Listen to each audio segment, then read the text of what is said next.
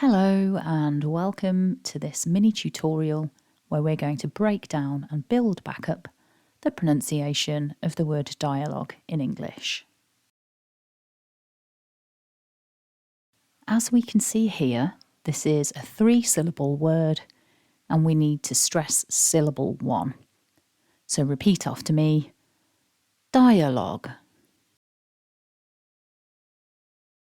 Focusing on syllable 1, it begins with the voiced d, and then we've got the double vowel I. Putting that together, repeat after me, die. And syllable 2 is a nice short schwa. Repeat after me, And syllable 3 then begins with the l, then we have a short o and a g, which is voiced.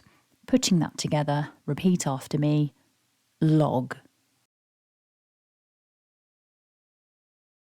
So now let's put it all back together, remembering to stress syllable 1. Repeat after me, dialogue. So going back to the orthographic form, my top tip for this word is don't pronounce the U and the E at the end. Remember the word dialogue ends with that g, so don't pronounce those final 2 vowels. So I hope you found that useful.